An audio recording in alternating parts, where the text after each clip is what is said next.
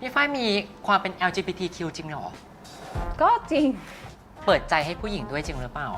จริงจริงไอ้ที่เขาบอกสงครามนางงามมีจริงไหมคือมีจริงนะมีจริงแบบจริงแบบจริงมากเลยแล้วจนรู้สึกว่าแบบมันไม่อยากประกวดแล้วว่าทำไมต้องมาเจออะไรแบบนี้วงการนางแบบไม่เห็นเป็นแบบนี้ มีหลายข่าวมากเลยอ่ะ เยอะท้องมั่งอะไรมั่งพ่วงกับข่าวเนี้ยก็คือไฟไปขายตัวอยู่ต่างประเทศ ฮะ ทำไมด่ากันได้สาดเสียเทเสียขนาดเนี้ยรู้สึกว่าแบบ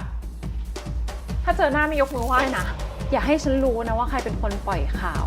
นี่จะเอารองเท้าที่แบบเป็นรองเท้าผ้าใบเหยียบน้ำแล้วตบจนกว่าปากจะแห้งเลยนะ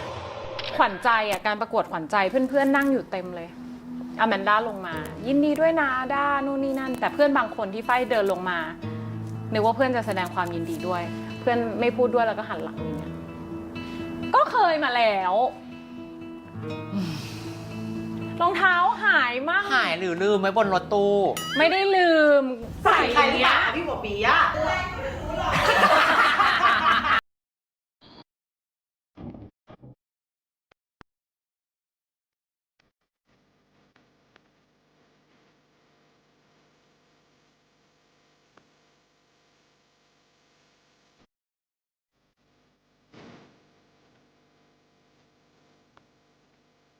สวัสดีค่ะ ขอต้อนรับเข้าสู่ PP Talk นะคะ และก็นี่จะเป็นอีกหนึ่งเทปในการ Celebration 10 ปี Anniversary ของ Miss Grand Thailand นะคะ และตอนนี้เราอยู่กับตัวแม่ของเวที Miss Grand ขอต้อนรับพี่ฝ้ายสุภาพร สวัส ค่ะ ดีค่ะ สวัสดีค่ะ สวัสดีทุกคนเลยค่ะ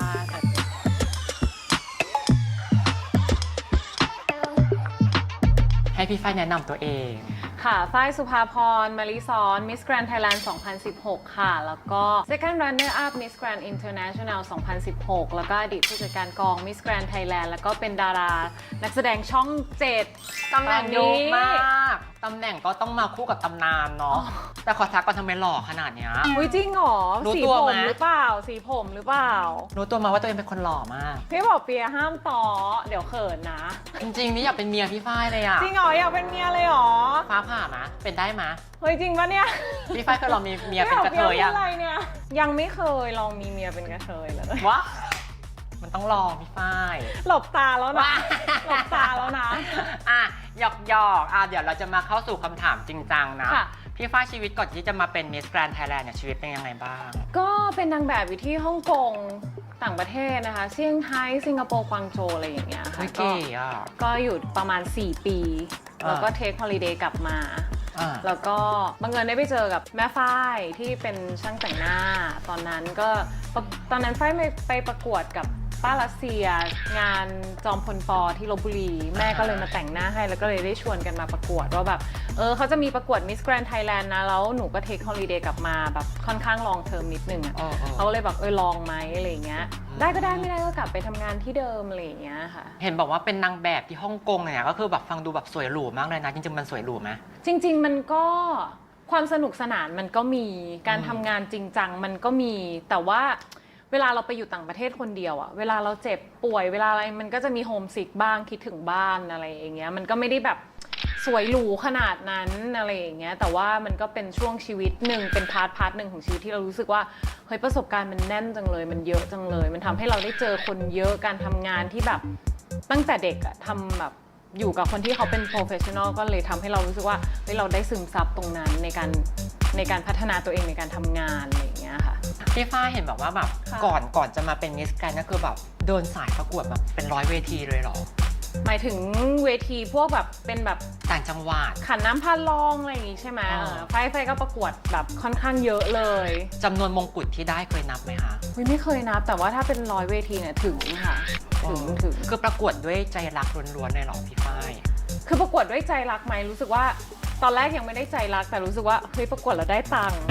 ฮะ ประกวดเราได้เงินน่ะนึกว่าเด็กอายุประมาณแบบม.4 ม.5 ม.6แต่หาเงินได้เองแล้วอะไรอย่างเงี้ยแต่ช่วงนั้นน่ะการประกวดแบบนั้นน่ะเงินรางวัลมันเยอะมากพี่บอกเปียมันประมาณแบบอย่างแบบขี้หมูขี้หมาเลยอะ20,000ต้องมีในเมื่อแบบ10 ปีที่แล้วก็คือแบบวิเงินเยอะจังเลย 5,000 ก็เยอะแล้วแบ่งครึ่งกับพี่เลี้ยงอะไรเงี้ยก็รู้สึกว่าแบบเฮ้ยเราหาเงินได้เองเราก็เลยรู้สึกว่าเรามาทางนี้เราแบบเราชอบแล้วเราชอบในการหาเงินแล้วอะไรเงี้ยเรารู้สึกว่าการทำงานมันแบบ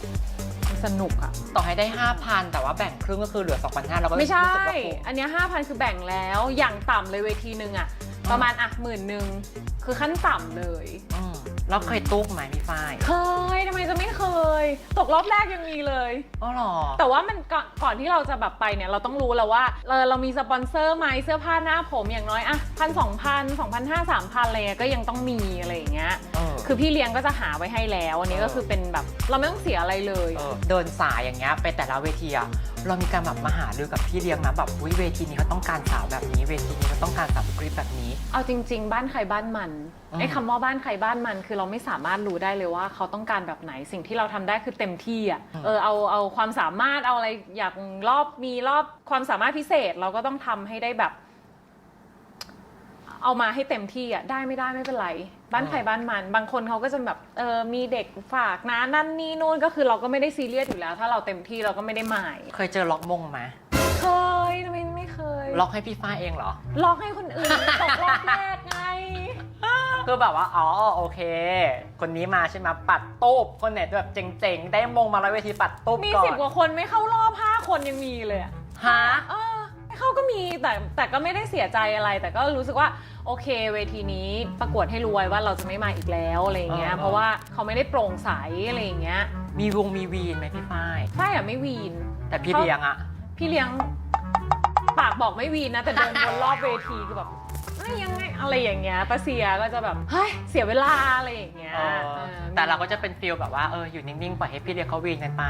จริงๆเราเข้าใจอะว่าแบบโอเคบ้านใครบ้านมันแหละ เดี๋ยวก็มีเวทีหน้าอีกไม่เป็นไรหรอก ใช่แต่อย่างน้อยเราก็ได้แบบ2,000 3,000กลับบ้านแล้วอะไร เคยเจอรุ่นพี่มิสแกรนหรือว่ารุ่นน้องมิสแกรนมาประกวดเดินสายกับเราไหมคะ มอสไง อ๋อแล้วเขารุ่นเดียวกัน มอสมาหลังรุ่นฝ้ายนะตอนที่ฝ้ายกำลังจะไม่ได้ประกวดแล้วอะเคยเจอกันเวที1-2 เวทีมั้งแต่จำไม่ได้ตอนนั้นฝ้ายจำน้องไม่ได้ แล้วตอนนั้นใครชนะใครอ่ะ เคยประกวดพี่เลี้ยงเดียวกัน แต่ไม่เคยได้ขึ้นเวทีเดียวกัน อ๋อแต่คือแบบอยู่ทีมเดียวกันพี่เลี้ยงเดียวกัน ตอนนั้นเหมือนพี่เลี้ยงของมอสเนี่ยยืมตัวฝ้ายมาจากป้าเซียเหมือนคนในเด็กๆในค่ายเขาประกวดเวทีเนี้ยครบหมดทุกคนแล้วเขาก็จะรู้จักกันเขาก็จะฝ้ายมาประกวดเวทีนี้ให้หน่อยอะไรเงี้ยเคยดูสัมภาษณ์พี่ฝ้ายเหมือนกันพี่ฝ้ายก็จะมีคนที่พี่ฝ้ายเรียกว่าแม่ใหญ่กับพ่อใหญ่ซึ่ง2 คนนี้เป็นคนที่แบบเลี้ยงดูพี่ฝ้ายตั้งแต่ตอนเด็กอันนี้ใช่ไหม ใช่ค่ะใช่แต่ก็จะมีอีกคนนึงซึ่งเขาก็มีศักดิ์เป็นน้องของพ่อก็คือส่งเสียเลี้ยงดูมาตั้งแต่เด็กๆเลยก็คือแม่ของพลอยไพลินก็คือพี่เพนแต่ฝ้ายก็เรียกแม่เพนด้วยอะไรเงี้ยก็ช่วยกันเลี้ยงแหละค่ะแต่พี่ฝ้ายก็คือแบบเก่งมากเลยนะเคยได้ยินว่าแบบพี่ฝ้ายแบบส่งตัวเองเรียนจริงปะจริงค่ะตั้งแต่หลังจากที่พี่เพนส่งเข้าจบมัธยมปลายหลังจากนั้นฝ้ายก็ดูแลตัวเองมาตลอดจนถึงตอนนี้แล้วก็ดูแลที่บ้านดูแลน้องในวันที่เราทำงานได้แล้วอ่ะเราก็เลยแบบส่งน้องต่อส่งให้ที่บ้านต่ออะไรอย่างเงี้ยว่าแบบโอเคตอบแทนนะบุญคุณต้องทดแทนอะไรอย่างเงี้ยก็ถือว่าเป็นครอบครัวเดียวกันว่าแบบเราต้องไม่เคยลืมนะว่าใครแบบให้อะไรเรามาดูแลเรายังไงอะไรอย่างเงี้ยแต่น้องอ่ะโชคดีตรงที่ว่าน้องมาในเวอร์ชั่นที่ฝ้ายทำงานแล้วแต่ตอนนั้นน่ะฝ้ายอยู่ในเวอร์ชั่นที่แม่เพนเนี่ยเขาทำงานเป็นพนักงานห้างอ่ะซึ่งมันก็อยากได้อะไรก็ไม่ค่อยอยากจะได้อ่ะนึกออกไหมคือก็ต้องแบบต้องรอต้องอะไรเงี้ยแต่น้องอ่ะโชคดีตรงที่ฝ้ายทำงานได้แล้วน้องอยากได้อะไรเนี่ยความจำเป็นเนี่ยอะไรที่เราเคยขาดเราก็จะไม่ให้น้องขาดอะไรอย่างเงี้ยก็ค่อนข้างที่จะเป็นแบบเหมือนเป็นผู้ปกครองน้องอีกคนนึงเลยอย่างเงี้ยค่ะก็เลยซึมซับความเป็นแบบความเป็นผู้ใหญ่ออร่าความเป็นผู้จัดการมันก็เริ่มมาตั้งแต่ตอนนั้นเลยเนาะมันแบบดูแลน้องๆไงทุกวันนี้ก็ยังดูแลอยู่นะคะโกโก้ยังโดนอยู่เลยค่ะพี่ก็ยังดูแลอยู่เลยค่ะเอาใหม่5 4 3 2มีการสั่งเองด้วยอ่ะวอนปะมันวอนนะพี่ฝ้ายจะไม่พูดเยอะขอพูดตรงนี้เลยพี่ฝ้ายใช้สายตาแบบรู้เลยว่าด่าหรือชมหรืออะไรอ่ะถ้าเขาไม่พูดอ่ะดูตาเขาไว้นะเนส่งสายตาไปให้เขาหน่อยนี่ส่งสายตาแบบว่าเอ็นดูพอเราได้มิสแกรนด์สงขลาแล้วอ่ะตอนนั้นเราแบบกระแสเป็นไงคนแบบฮือฮาไหมเอาจริงว่าพี่บอกเปียฝ้ายรู้สึกว่าตอนที่ฝ้ายได้เป็นมิสแกรนด์สงขลาคือฝ้ายอะห่างหายจากการประกวดนางงามอะไปนานฝ้ายก็รู้สึกว่า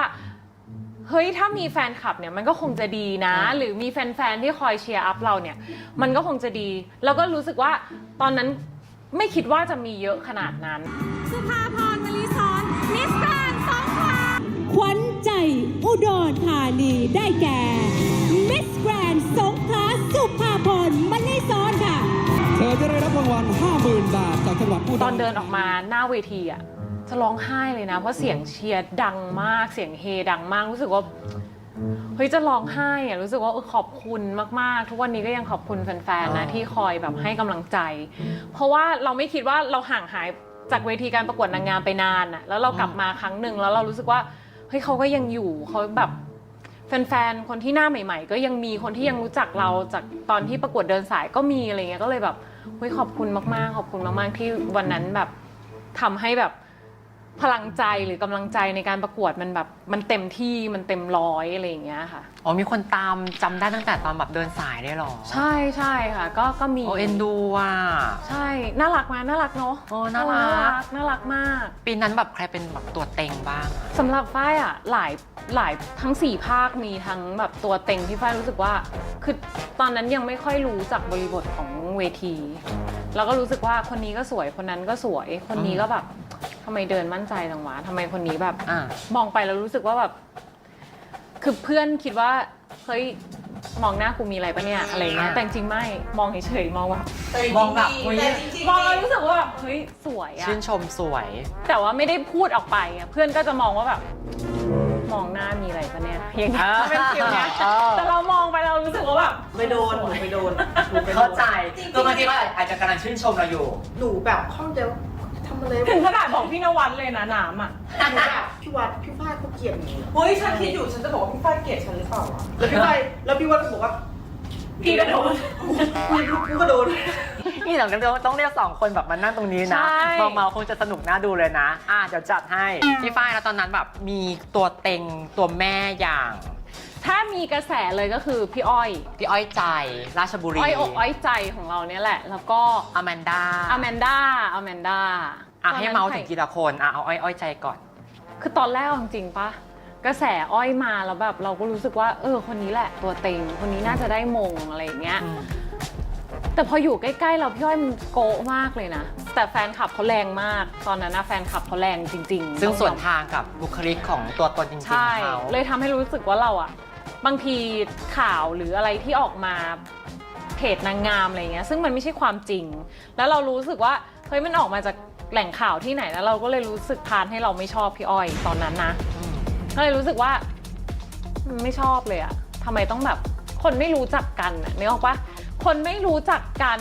อันนี้ไม่ได้หมายถึงพี่อ้อยนะคนไม่รู้จักกันหมายถึงแฟนคลับเขาอะไม่ได้รู้จักไม่ได้มานั่งสนิทกับฝ้ายไม่ได้มานั่งอะไรเลยแต่ทำไมด่ากันได้สาดเสียเทเสียขนาดเนี้ยรู้สึกว่าแบบถ้าเจอหน้าไม่ยกมือไหว้นะเป็นฟิลนั้นอะนึกออกปะก็คือแบบแต่ด้วยความที่เราเป็นเด็กเนาะเราเจอเราก็ต้องแบบสวัสดีค่ะสวัสดีค่ะจะยอมรับหรือไม่ยอมรับอันนี้เราไม่รู้แต่เราได้ทำหน้าที่ของเด็กที่เคารพผู้ใหญ่ไปแล้วส่วนในใจจะเคารพหรือไม่เคารพอันนี้แล้วแต่เขาเลยแต่ฝ้ายรู้สึกว่าเฮ้ยมันไม่ควรเกิดขึ้นแบบเนี้ยไอ้ที่เขาบอกสงครามนางงามมีจริงไหมคือมีจริงนะมีจริงแบบจริงมากเลยแล้วจนรู้สึกว่าแบบ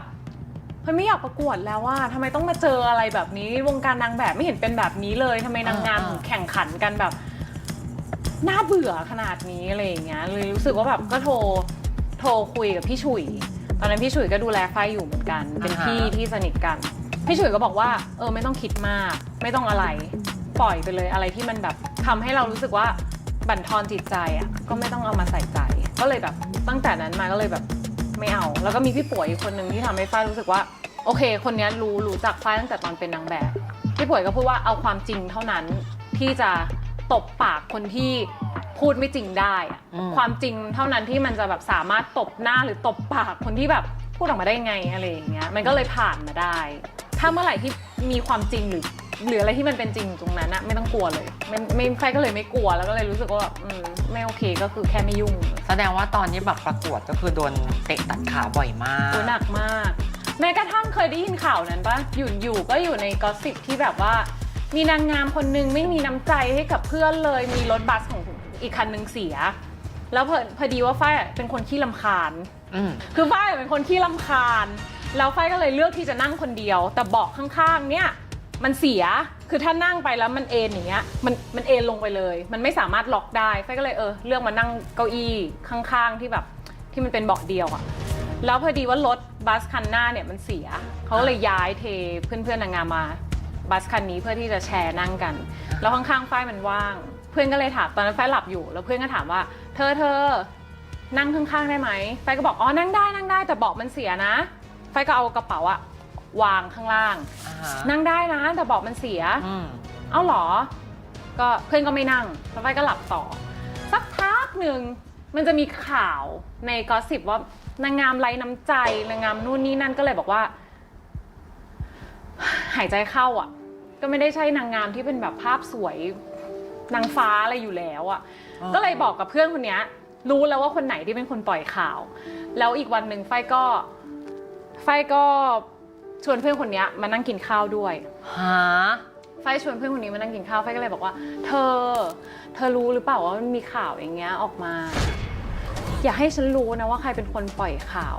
นี่จะเอารองเท้าที่แบบเป็นรองเท้าผ้าใบเหยียบน้ำแล้วตบจนกว่าปากจะแห้งเลยนะอย่างเงี้ยก็คือแบบกูจะเอารองเท้าผ้าใบเนี่ยตบปากมึงจนกว่ารองเท้ากูจะแห้งเขาทำหน้ายังไงเขาบอกหรอฉันไม่รู้เรื่องเลยมันมาได้ยังไงบอกอย่าให้รู้นะอีเนี่ยกูจะเอาให้ถึงที่สุดเป็นละครก็คือแบบก็คือเดินมาก็รู้เลยว่าหน้าไม่ใช่คนดีอะไปก็เป็นฟิลนั้นอะไรเงี้ย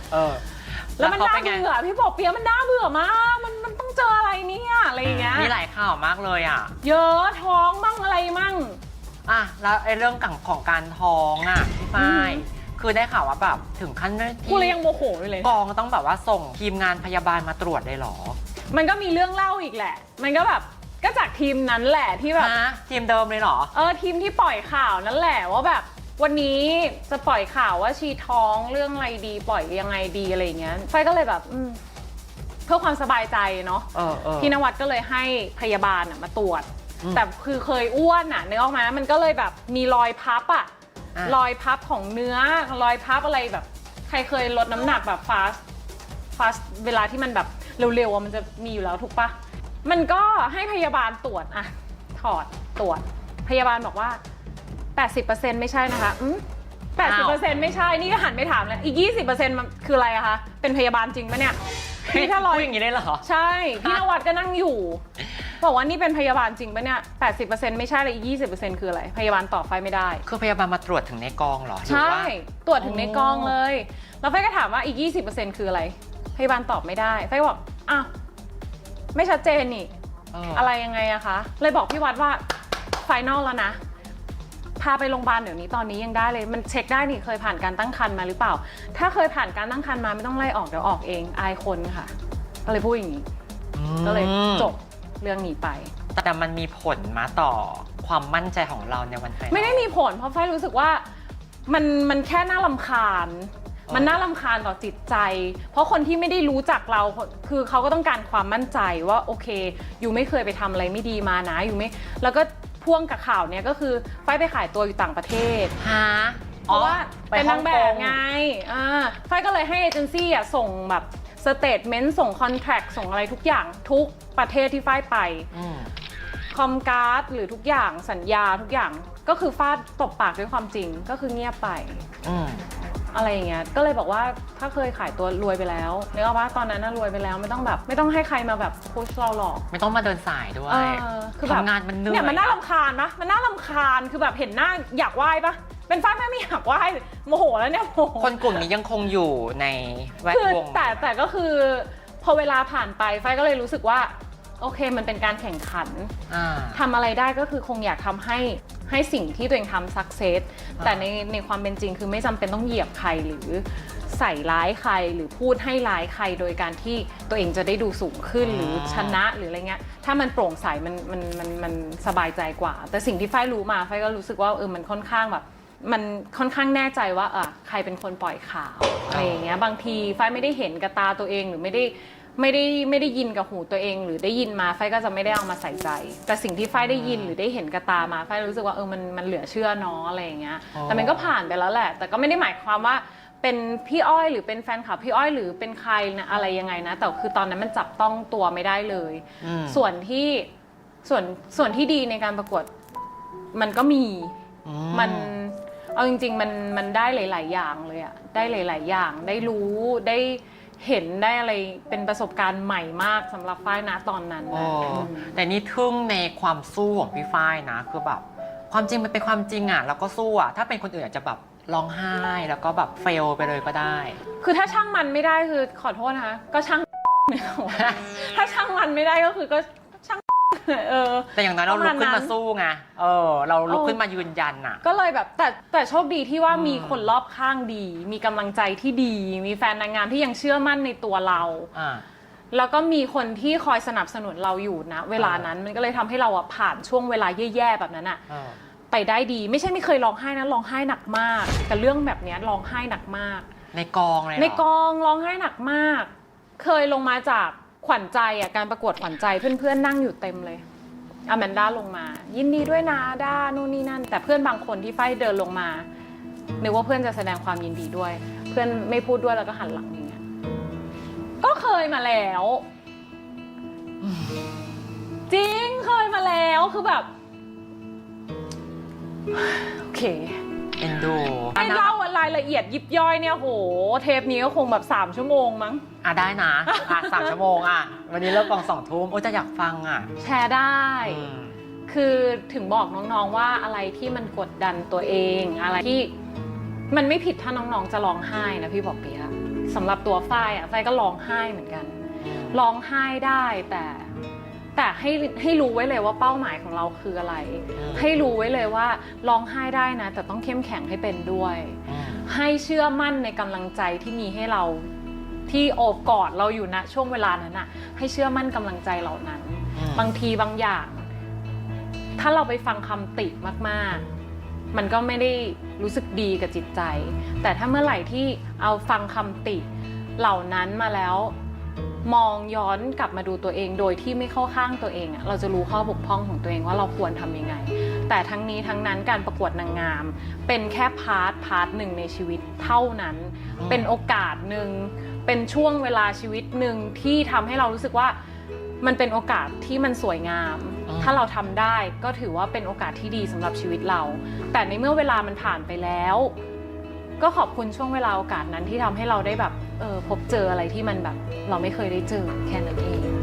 ถือว่าเป็นของฝากจากพี่ฝ้ายเนาะในฐานะรุ่นพี่คือมาเบียมั่นใจยังไงตัวเต็งตัวไม่เต็งยังไงก็ต้องเจออยู่แล้วเรื่องแบบของการแบบเตะตัดขาเรื่องของข่าวดราม่าต่างๆดังนั้นก็คือแบบอยากร้องเลยร้องได้ไม่ผิดไม่ได้มีใครว่าอ่อนแอเป็นธรรมดาของมนุษย์บางคนกลัวไงเดี๋ยวร้องไห้เดี๋ยวคนในกองเห็นเดี๋ยวโดนหักคะแนนไงไม่เป็นไรร้องไปเลยคนเราเป็นคนน่ะเป็นมนุษย์น่ะเสียใจก็ร้องไห้ดีใจก็หัวเราะแค่นั้นเองไม่ได้แบบอยากร้องไห้มากเลยแต่แบบกั้นไว้อะไรอย่างเงี้ยไม่จำเป็นไม่จำเป็นสคริปไปตอนที่จับมือลุ้นมงอ้อยใจหน่อยตอนนั้นเราคิดว่าใครได้ระหว่างเรากับอ้อยใจถ้าในใจก็ต้องรู้สึกว่าเป็นตัวเอง ในใจก็ต้องรู้สึกว่าเป็นตัวเองแต่รู้สึกว่าถ้าพี่อ้อยไม่มาขนาดเนี้ยหรือว่าพี่อ้อยวะแต่รู้สึกอธิษฐานในใจเลยนะว่าแบบขอให้เป็นตัวเองเหอะขอให้เป็นตัวเองเหอะมันจะมีในตอนนี้ทุกวันนี้ยังมีคลิปวิดีโอที่แบบฝ้ายถอนหายใจตอนที่สวมมงแล้วได้สักทีอะไรอย่างเงี้ย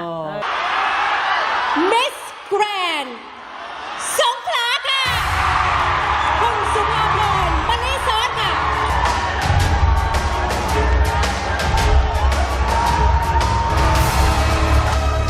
ขอแสดงความยินดีกับ Miss Grand Thailand 2016 อีกครั้งหนึ่งนะคะเจออะไรมาเยอะมากเจออะไรมาเยอะก่อนขึ้นเวทีรองเท้ายังหายเลยฮะมีอีกเหรอมีรองเท้าหายมากหายหรือลืมไว้บนรถตู้ไม่ได้ลืมใส่ใครเนี้ยพี่บอกปีอะคือความรู้สึกเรารู้สึกว่าขอบคุณคนนี้มากๆที่เห็นศักยภาพของฝ้ายในวันนั้นแล้วการที่ฝ้ายได้เล่นละครพี่นวัดนะเป็นคนผลักดันตอนแรกฝ้ายไม่เอาเลยไม่จะไปไหนตอนนั้นนี่ฝ้ายมีความเป็น LGBTQ จริงเหรอก็จริงเปิดใจให้ผู้หญิงด้วยจริงหรือเปล่าจริงพี่วัดก็รู้เพราะวันที่ฝ้ายรู้สึกว่าพี่วัดฝ้ายรู้สึกฟีลดีฟีลกู๊ดกับแบบผู้หญิงคนนี้เคยเจอวีรกรรมของรุ่นน้องคนไหนนี่แบบโอ้โหจำได้ขึ้นใจเลยน้องคนนี้ทำแบบนี้กับเรา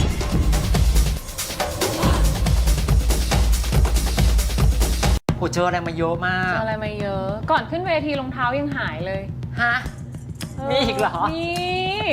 รองเท้าหายมาก หายหรือลืมไว้บนรถตู้ ไม่ได้ลืม ใส่ใคร อย่างเงี้ย พี่บอกปีอะ คือความรู้สึกเรารู้สึกว่าขอบคุณคนคนนี้มากๆที่เห็นศักยภาพของฝ้ายในวันนั้น แล้วการที่ฝ้ายได้เล่นละครพี่นวัดนะเป็นคนผลักดัน ตอนแรกฝ้ายไม่เอาเลยไม่ จะไปไหนอะตอนนั้นอะพี่ฝ้ายมีความเป็น LGBTQ จริงเหรอ ก็จริง เปิดใจให้ผู้หญิงด้วยจริงหรือเปล่า จริงพี่วัดก็รู้ เพราะวันที่ฝ้ายรู้สึกว่าพี่วัด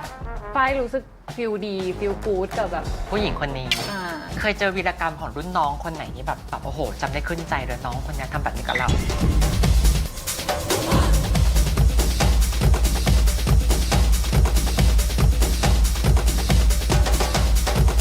ตอนที่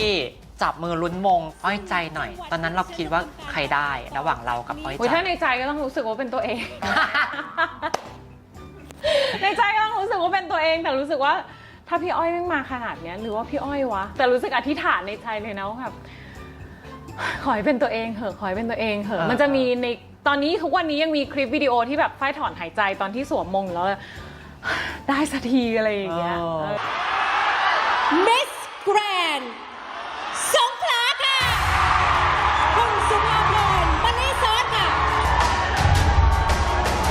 มันเป็นการสู้ที่แบบหนักมากมันอาจจะไม่ได้ยาวนานนะครึ่งเดือนหนึ่งอย่างเงี้ยแต่แบบโอ้เจออะไรมาเยอะมาก เจออะไรมาเยอะ ก่อนขึ้นเวทีรองเท้ายังหายเลย ฮะ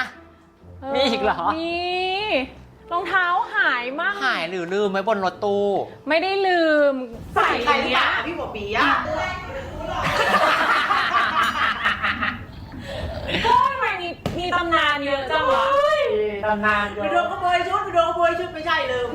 ลืม โอ้แล้วทุกคนนึกว่าแบบอุ้ยโกโก้โดนแกล้งแน่เลยอ่ะเป็นตัวเต็งอะไรอย่างเงี้ยคนกลั่นแกล้งปรากฏลืมเอง สมน้ำหน้าใครดีเนี่ยเห็นปะยังต้องดูแลปะก็แต่ยังต้องดูแลนะ เอ็นดู ปีนี้นะคะขอฝากท็อป 5 Miss Grand Thailand 2022 นะคะ ดูแลคุณผู้จัดการกอง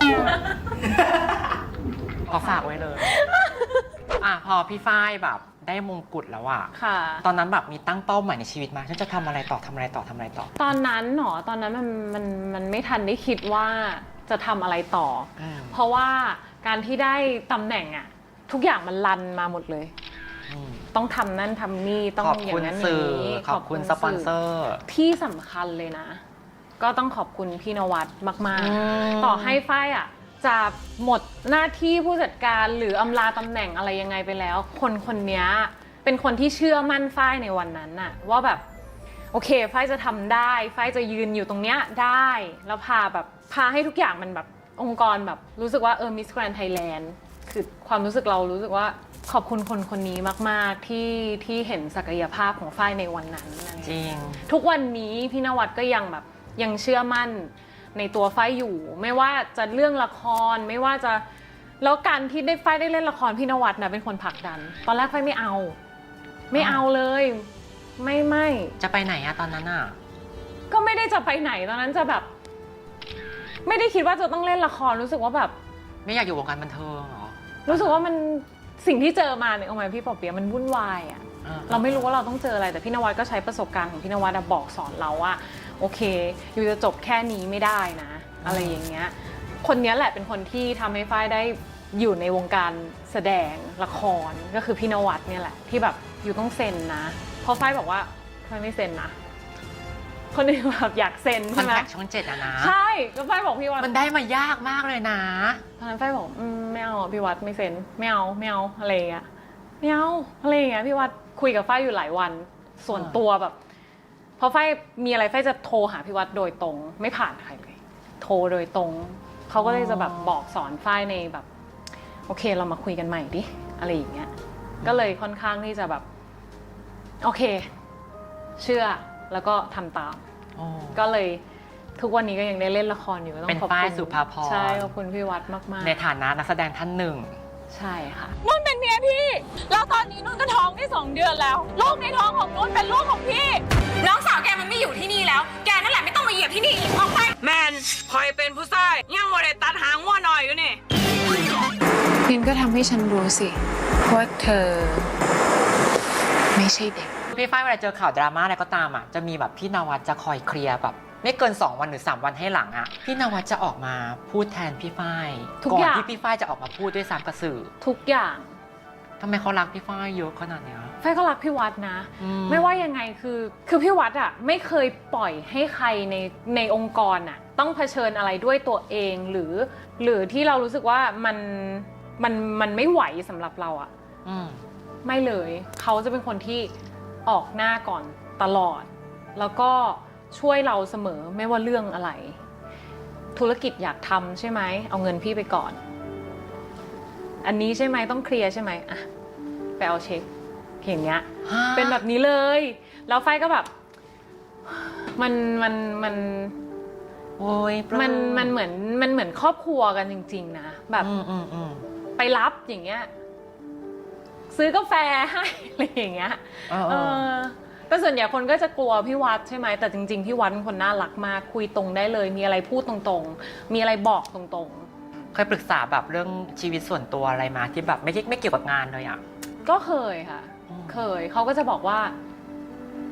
วันใดวันหนึ่งที่เราแบบ โอเคแล้วอะหรือเราดูแลตัวเองได้อะไรเงี้ย อืม ไม่ใช่แค่จบนางงามแล้วเขาไม่อยากเห็นเราแบบ จบนางงามแล้วก็จบไปอะไรเงี้ยเขาอยากให้เราแบบ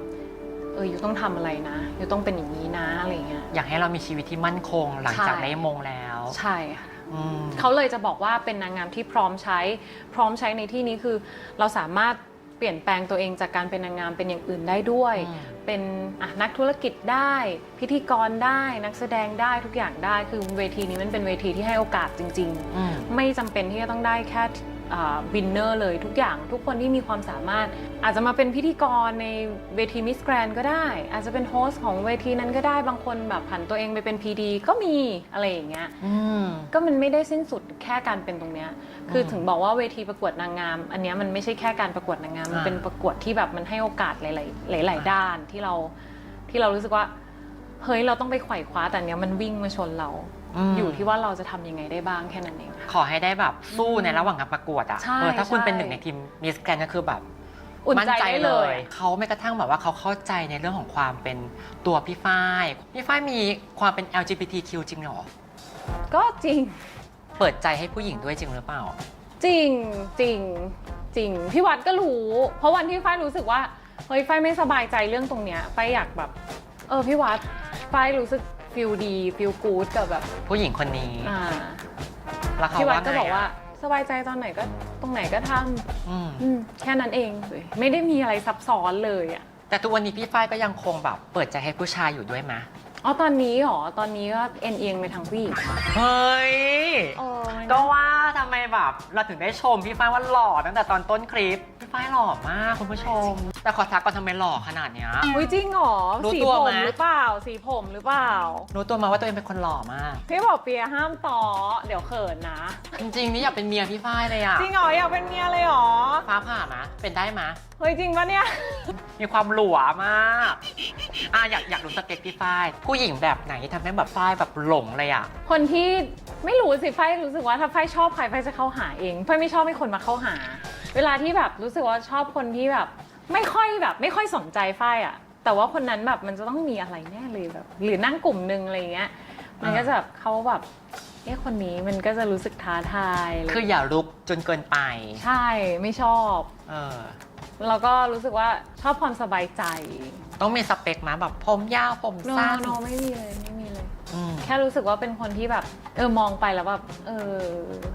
มองไป ทำ แล้ว ไม รู้ พู สึ ด ก เรา แบบ พูดไปเรายิ้มไปอะเหมือนกำลังมี ใจเหลือนิดเดียวแล้วอะไรเงี้ยมองไปแล้วรู้สึกใจเหลือนิดเดียวแล้วนะอะไรเงี้ย ล่าสุดเห็นแบบมีคลิปใน TikTOk แล้วนะแบบกับน้องผู้เข้าประกวดคนหนึ่ง นั้นน้อง ฟิ ไม่ ล มีอะไรเลย เขิน ก็น้องสวยใครๆก็เขินนึกออกปะ ก่อน เอ้ยพี่ไม่ไหวแล้วนะตอนเนี้ย น้องสวยมากอะเธอใครไหวไปก่อนเลยเอาฉันทิ้งไว้ตรงนี้แหละ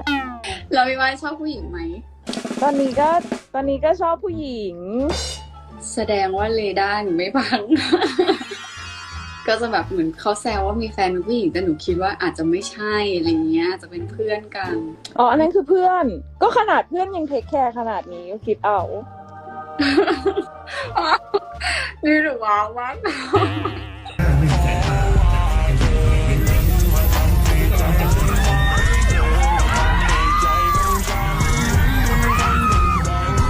น้องสวยใครก็เขิน พี่บอกเปียสวยป้ายังเขินเลยนะ ว้า แต่ไม่ได้หมายความว่ามันจะต้องมีอะไร อ่า อะไรอย่างเงี้ยไม่ใช่ อยากรู้โมเมนต์อันนึงอ่ะ เคยฟังพี่ฝ้ายเล่าในไลฟ์ใครสักคนหนึ่งเนี่ยแหละ พี่ฝ้ายบอกว่า คือบางทีรุ่นน้องไม่รู้เรามาขอให้พี่ฝ้ายรูดซิปไปทำให้แบบพี่ฝ้ายแบบเขาไม่เข้าใจหรอแบบบางทีแบบฉันใจสั่นนะอย่างเงี้ย ไม่มีใครรู้หรอก แต่ว่าเวลาที่มันมีน้องๆเข้ามาให้รูดซิปนึงออกป้าก็จะแบบ ค่ะอะไรเงี้ย แบบก็รูดให้อะไรอย่างเงี้ย แล้วชุดนางงามแต่ละคน บางคนก็แบบ โอ้โห โอ้ยเนื้อ ขา บาง สู คน ง ก็แบบ บางซีทรูบ้าง บางคนแบบพี่ฝ้ายขอกอดให้กำลังใจหน่อยคือแบบ โอ้ย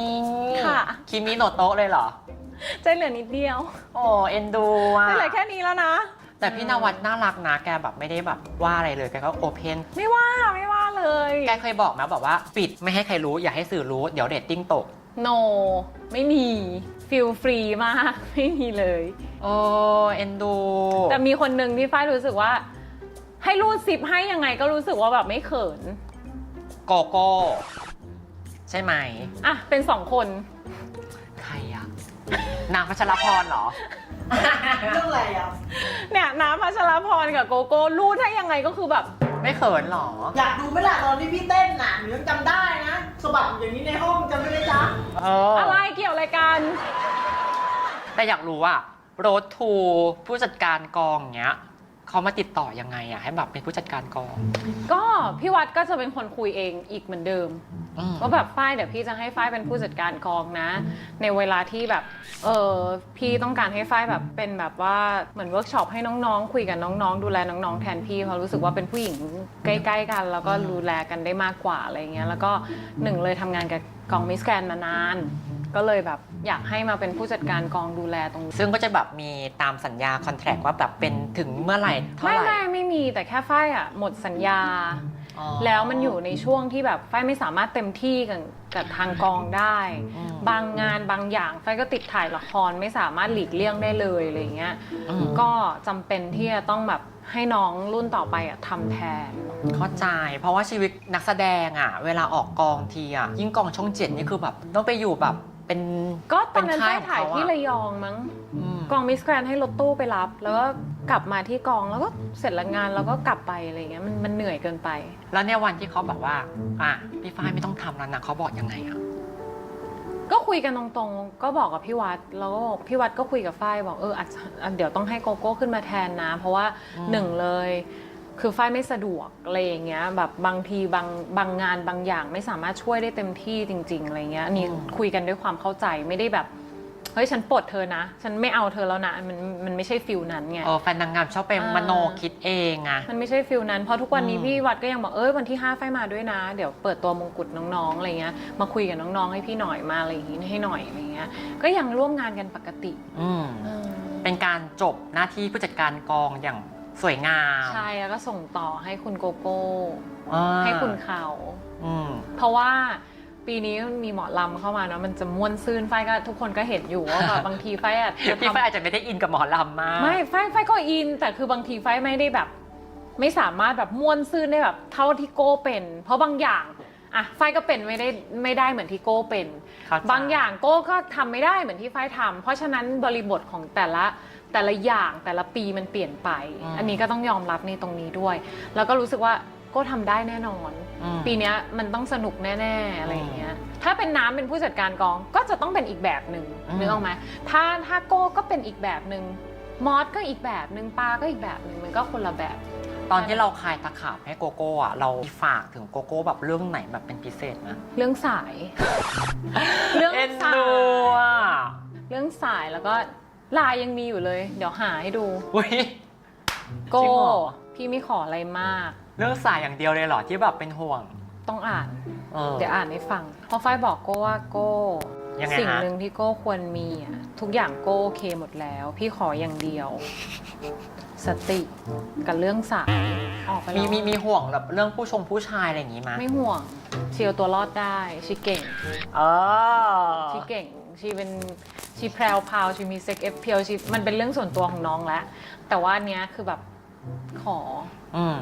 ในฐานะที่แบบพี่ฝ้ายแบบเป็นรุ่นพี่มา 6 ปีแล้ว ค่ะ พี่ฝ้ายว่ามิสแกรนด์ไทยแลนด์อ่ะ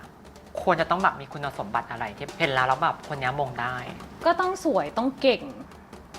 รูปร่างดี แล้วก็ที่สำคัญทำงานกับกอง Miss Grand ได้โฟล์มาก ๆ มีเวลาให้ แล้วก็เต็มที่กับงานแค่นั้นเอง แค่นั้นเลยค่ะ ทุกอย่างแบบทุกอย่างทุกคนมีหมดแล้ว จะรูปร่างจะสวยจะการพูดจะอะไรอย่างเงี้ยทุกอย่างมีหมด แต่การคนที่จะมาทำงานกับกอง Miss Grand ได้โดยที่แบบ100%เลยอะเต็ม100เลยอะอันเนี้ยคือหายาก เดี๋ยวพอเวลาก่อนประกวดก่อนเนี่ยก็ได้ค่ะ อันนี้ได้ค่ะ อันนั้นได้ค่ะ ถึงเวลาก็แบบต้องถามนี้ก่อนค่ะพี่เลี้ยง ปรึกษาทีมก่อนอันนั้นจะเป็นแบบนางงามที่เราแบบไม่ได้ชอบ ใช่ รู้สึกว่าปัญหาเยอะ เคยเจอวีรกรรมของรุ่นน้องคนไหนที่แบบแสบๆมามันไม่ต้องระบุชื่อก็ได้เอาแค่เล่าวีรกรรมมาที่เราแบบโอ้โหจำได้ขึ้นใจเลยน้องคนนี้ทำแบบนี้กับเรา ไม่เคยเจอนะถ้าทำแบบนี้กับเรามีแต่ปีที่ตัวเองเจอนั่นแหละค่ะแต่ถ้าเป็นรุ่นน้องยังไม่เคยเจอที่แบบ แพงลิบใส่ อะไรอย่างเงี้ยส่วนใหญ่ก็จะแบบส่วนใหญ่ก็น่ารักหมดนะเพราะว่าก่อนที่จะได้มาเป็น5ท็อป5ท็อปอะไรเงี้ยมันก็จะมีการเก็บตัวพี่เลี้ยงทุกคนบอกไว้เลยนะคะตรงนี้ถ้าเมื่อไหร่ที่นิสัยไม่ดีใส่พี่เลี้ยงหรือใส่พี่สตาฟทุกคนจะแบบคุยกันเพราะทุกคนบุคคลเหล่านี้คือบุคคลที่เป็นคนในองค์กรของ Miss Grand ที่จะต้องดูแลเราหลังจากนี้ไม่ใช่แค่พี่นวัดคนเดียวถ้าเมื่อไหร่ที่อยู่แบบเรื่องเยอะเมื่อไหร่ที่อยู่แบบไม่ไหวไม่โอเคอะไรเงี้ยบุคคลเหล่านี้แหละที่จะเป็นคนสแกนอยู่เข้ามาไม่ใช่แค่พี่นวัดคนเดียวคนนี้ทำงานยากอ่ะอันนี้เรื่องเยอะอ่ะไม่โอเคอ่ะทำงานจะเป็นยังไงเนี่ยอย่างเงี้ยก็คือบุคคลเหล่านี้อะค่ะเคยเจอแบบพี่เลี้ยงทีมไหนหรือบ้านไหนแบบมาถามมาทำแบบนางงามฉันไม่เข้ารอบทำไมนางงามฉันตู้มีบ้างแต่ส่วนใหญ่ทุกคนก็แบบโอเคเข้าใจบริบทของแกรนแล้วเข้าใจกันถ้าพี่เลี้ยงที่น่ารักเนี่ยเขาจะเข้าใจว่าเด็กเขาที่ไม่ได้โอเคเดี๋ยวปีหน้าเดี๋ยวไปฝึกใหม่เดี๋ยวจะกลับมาให้ปัวกว่าเดิมเลยอะไรอย่างเงี้ยบางคนที่แบบยังไงสุภาทำไมของฉันไม่เข้าอะไรอย่างเงี้ยคุยแบบตรงๆเพราะว่าไฟก็เป็นกรรมการไงยังไงอะไรอย่างเงี้ยไฟก็แบบก็ไม่ยังไงค่ะไฟไม่ใช่กรรมการคนเดียวมีอีกหลายท่านเนาะก็ใครที่เป็นนางงามเนาะหรือพี่เลี้ยงที่กำลังดูอยู่ก็เก็บเอาคำแนะนำของพี่ฝ้ายเป็นตัวอย่างเนาะแต่ฝ้ายจะบอกก่อนเลยนะว่าทั้งนี้ทั้งนั้นฝ้ายไม่ได้เป็นคนที่แบบดีเด่นดังกว่าใครหรือที่จะแบบเฮ้ยพูดแบบนี้ไม่ได้นะคือฝ้ายแค่ใช้ประสบการณ์ของตัวเองที่ตัวเองมีในการที่จะบอกต่อออกไปนะคะทุกวันนี้ตัวฝ้ายเองก็ยังต้องพัฒนาตัวเองแล้วก็ยังต้องแบบไม่หยุดที่จะพัฒนาตัวเองต่อไปเนาะเพราะฉะนั้นสิ่งที่ฝ้ายได้ประสบการณ์มาฝ้ายก็แค่อยากส่งต่อแค่นั้นเองไม่ได้จะโชว์จะอวดว่าเฮ้ยฉันดีฉันเก่งกว่าใครฉันได้รับโอกาสที่ดีกว่าใครไม่ใช่เลยทุกคนมีสิทธิ์ที่จะได้รับโอกาสแบบที่ฝ้ายได้แต่แค่พร้อมหรือเปล่าที่จะได้ทำหน้าที่ตรงนี้ค่ะ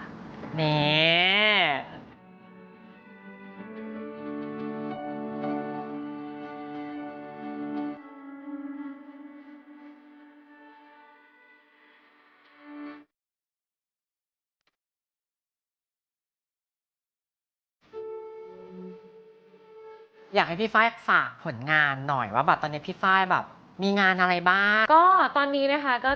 กำลังจะถ่ายละครประมาณปลายเมษาต้นพฤษภานี้นะคะกับช่อง7เหมือนเดิมก็รอชมได้เลยฮักหลาย My Lady ก็เป็นฟีลแบบดราม่าคอมเมดี้แล้วก็อีกหนึ่งธุรกิจที่กำลังจะเปิดตัวนะคะน้องๆคนไหนนะคะที่สนใจก็สามารถมาที่ร้านได้ฝ้ายกำลังจะทำร้านแบบ Beauty and Salon นะคะก็สามารถมาได้สามารถแบบหรือใครที่ไม่อยากมาทำผมอยากมาคุยเล่นกันก็มาได้หรืออยากมาปรับลุคเปลี่ยนลุคอะไรอย่างเงี้ยก็มาได้ปอเปี๊ยะไปได้ไหมมาได้เลยยินดีมากๆแล้วบอกไว้เลยนะถ้าใครที่ดูรายการพี่ปอเปี๊ยะนะแล้วถ้าจะมาร้านฝ้ายเดี๋ยวลดให้ 10% เลยเอาแล้วแคปหน้าจอมาแล้วบอกโอ๊ยตามมาจากรายการพี่ปอเปี๊ยะฝ้ายลดให้เลยเอาแล้วหรืออยากรีเควสต์ว่าให้แบบ ฉันอยากได้เจ้าของร้านมาสระผมให้ฉันหน่อยสิเงี้ยฝ้ายก็ทำให้ได้ อ๋อ นี่คือแบบสีผมเท่ๆหล่อๆ นี่คือ ก็ แบบ มาจากที่ร้านเลยค่ะ เฮ้ย แต่ว่าเดี๋ยวร้านจะเปิด อันนี้อยู่ในช่วงแบบว่าเราเทสงานเทสอะไรอยู่ แต่ว่าอยู่ที่สุขุมวิทเนี่ยแหละค่ะ ใกล้ๆ ไม่ไกลนะคะ โอ้ ก็ สุขุมวิทนี่คือย่านราคาแพงเลยนะพี่ฝ้าย ก็ราคาน่ารักเราก็ใช้ของดีนะ เราไม่ได้ใช้ของแบบกุ๊กกูให้ทุกคนนะ อ๋อ เราใช้ของดีเราใช้ของแบบนำเข้าสำหรับใครที่อยากดูแลเส้นผมว่าอยากได้ผมแบบออร์แกนิกเราก็มีอะไรอย่างเงี้ยค่ะ สามารถแบบมาได้มาปรับลุคมาเปลี่ยนสีมาตัดผมมาทำอะไรก็ทำได้อะไรอย่างเงี้ยค่ะ วันนี้บอกเปียก็เลยแบบว่าเก็บผมเนียบเลยเพราะว่าเจอพี่ฝ้ายที่ภูเก็ตพี่ฝ้ายบอกบอกเปียทำไมเธอแบบไม่ม้วนผมให้มันเรียบร้อย ครั้งที่แล้วบอกพี่บอกเปียว่าพี่บอกเปียลืมม้วนผม เนี่ยจิตวิญญาณของการแบบดูแลน้องๆอ่ะ ก็ต้องเหมือนกันนะน้ำก็เหมือนกันแต่รู้สึกว่าเฮ้ยเราบอกน้องได้ในฐานะที่เราแบบเราเป็นพี่เราไม่ได้รู้สึกว่าเราเป็นผู้จัดการใคร เราบอกน้องในฐานะที่เราแบบเป็นพี่คนหนึ่ง คุณพี่ฝ้ายมากๆเลยนะคะ แล้วก็ขอบคุณ ขอบคุณค่ะ คนดูที่มาดูในช่องพี่ฟีเดอะครีเอทีฟนะคะ ถ้าใครชอบคลิปนี้ก็ฝากกดไลค์กดแชร์ด้วย แล้วก็ฝากกด subscribe ให้กันหน่อยนะคะบอกเปียก็จะได้แบบมีกำลังใจในการทำคลิปดีๆต่อไปนะ และคลิปหน้าอยากให้ปอเปี๊ยะแบบเชิญใครมาออกรายการนะคะ ก็คอมเมนต์มาบอกได้เลยนะ วันนี้ลาไปก่อนค่ะ สวัสดีค่ะ สวัสดีพี่ฝ้ายด้วยค่ะ สวัสดีค่ะ ใส่ชุดเดรสยังไงให้เหมือนสวิมมิ่งสูท มันเหมือนสวิมมิ่งสูทเลยใช่ไหไหม งงปะได้ปะ แต่งตัวมาเพราะว่าแบบหวังว่าจะแบบมาตกพี่ฝ้ายไง อะไรนะเอล22สะโพก37เนิน ผมยาวถึงกลางหลัง เนิน ผม อก ยาว ขาว ถึง จัวแต่วันนี้เดินเกมผิดเลยเพราะพี่ฝ้ายบอกว่าพี่ฝ้ายไม่ชอบให้คนลุกเยอะ เดินเกมผิดเลย เสียดาย ฝากความหวังใหม่ใครก็ได้ไปจีบพี่ฝ้ายแทนบอกเปียที ใครก็ได้ เออ เขินตายเลยนะเขินตายเลย อ่ะ ดึงคอลงมาก่อนค่ะ โอเคโอ้พี่ฝ้ายแบบนี่นั่งสัมภาษณ์วันนี้เป็นเทปที่ 2 นะ ต่างจากโกโก้ลิบลับเลยอ่ะ นี่ทำไมอ่ะ พี่ฝ้ายคือแบบนิ่งๆคูลๆเนาะ ใครเรียกหมูอ่ะ ใครเรียกหมูอ่ะ ใครเรียกหมูอ่ะ อะไรไม่มีใครพูดอะไรถึงโก้เลย พี่นายพูดอะไรหนูยอมทุกอย่าง แต่ถ้าไอ้น้ำหนูไม่ยอมจริงนั่งอยู่เฉยๆมันก็อะไรอีกแล้วเนี่ยเอาไปแล้วเนี่ยเมื่อกี้พูดว่าอะไรอีกเราเอาจริงๆ บอกว่าไข่โกโก้แบบสนุกสนานมากเลย ใช่ เดี๋ยวรอดูก็ได้ ไปดุพี่ฟ้าเห็นจะดุเลยนะ